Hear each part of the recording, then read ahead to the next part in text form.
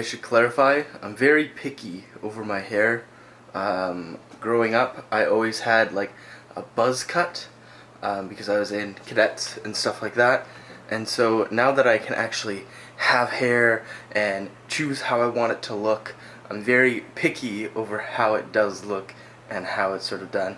So that's why I just spent like, how long has this been? Like 7 minutes combing my hair.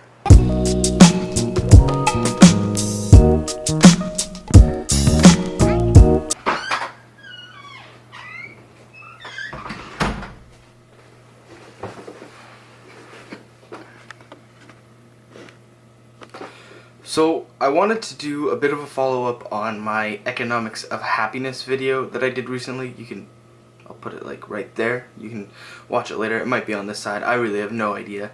Sort of in this follow-up, I wanted to talk about stuff that I'd been thinking about more a bit lately, and sort of a way that I can sort of actually put this idea of economics and happiness and like money spending and happiness being linked into an actual like solution or way that I can look at it that actually helps me have a good level of happiness, as well as a high level of money that I'm not spending unnecessarily.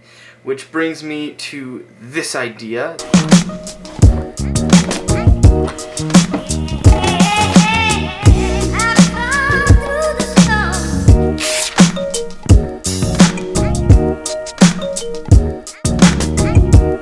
So after the last video, I really wanted to figure out how can I actually put into action what I was talking about. And so I started thinking and brainstorming, and what my main thought was spending less money for a higher chance of happiness. And through that, I started trying to think of ways that I can sort of like really push this along. And one of my main thoughts was like only spending necessary money. So only spending necessary, give that more end look, money. If I'm only spending the necessary amount of money that I have to spend in order to be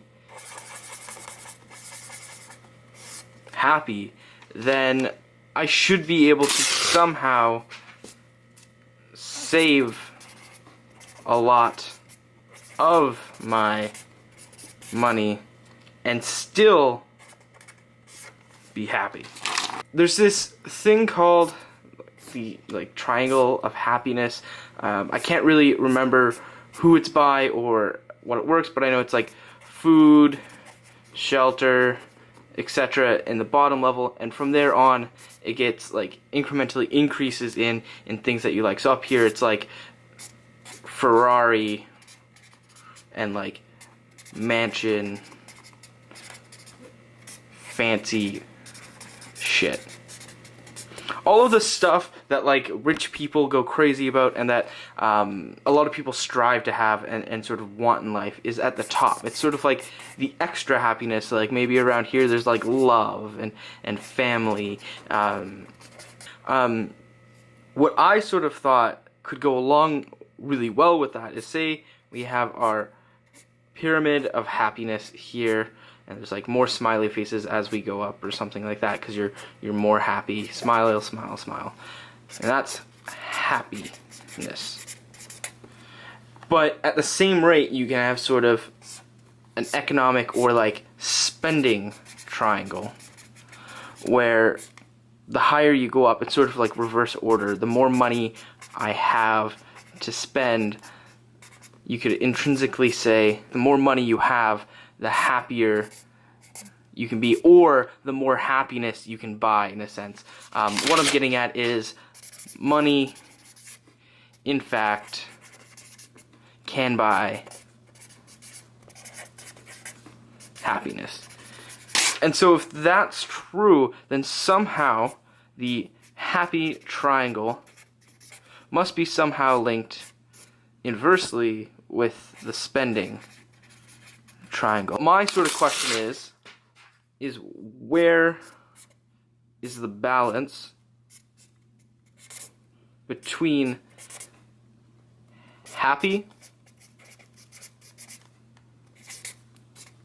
and spending? So something that I'll probably be thinking about over the next while is what makes me happy, right? Or what makes someone happy. It doesn't have to be me. A motorbike.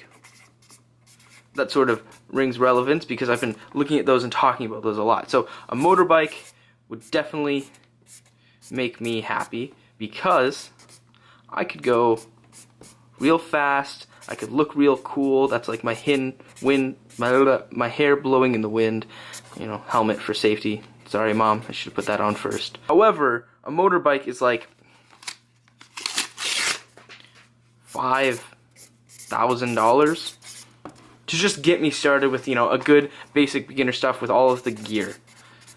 So is spending that $5,000 a good balance for me? Is that necessary for my happiness? Which makes me think, and I don't quite know what it is, that there has to be some sort of perfect balance and coordination with a spending triangle and a happy triangle. So is it better to be happy with less money or be sad with more money? And what is this right here? Because that's where I want to be. I want to be right in the middle of happy and sad with money. I want to be as happy as I can be with as the little spending as I can, so that I can make sure that I don't have to worry about all of the other things, the low level of happiness, which is my basic necessities, my food, my shelter, and anything else that would go with that that's necessary. And so that I don't have to worry about this, that I can just worry about these.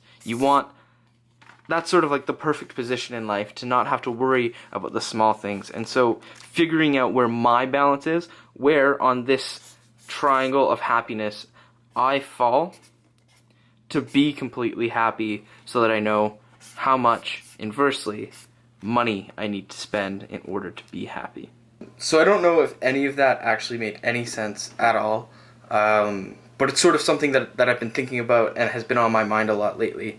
And I really wanted to talk about it, and I think that's something that I want to migrate this vlog more towards, is just if there's something on my mind and something that I think I want to share with people, that I'm just gonna do it because I can, and that's the whole point of having this vlog in the first place. I'm gonna try and start like an Ask Me Anything or Question Tuesday or Wednesday, or Question Wednesday. I like that better. Question Wednesday. And so if you have questions for me, either comment them down below, tweet them at me, send me an email or something like that. If you have that, send me a Facebook message. I don't care how you get it to me, just ask it. And then I'll answer them all in there, or most of them, some of them. I'll answer some of them. I'll definitely be selective. If I don't get any questions for Wednesday, then I am probably just going to make questions up and talk anyways, and it'll probably be really uncomfortable for everyone.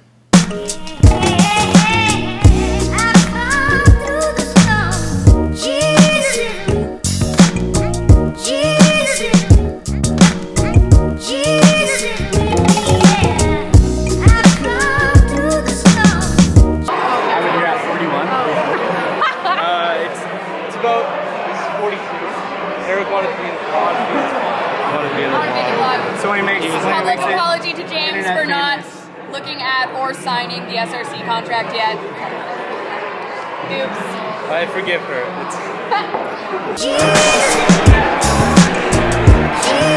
How do you feel? So sad. I've got tears in my eyes and I'm shaking. Canada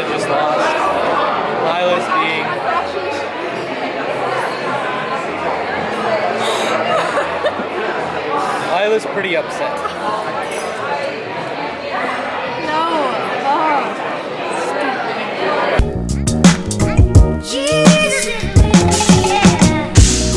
No. In case it wasn't obvious beforehand, Lila and I also decided to go for ice cream. Now she has to stop at the bank. And that woman is cleaning the window. I don't know who has that job at a bank, but it would suck to be like doing a job such as like being a teller or an accountant or something like that and be like, oh, also before we close, please, could you clean the windows outside? Like that.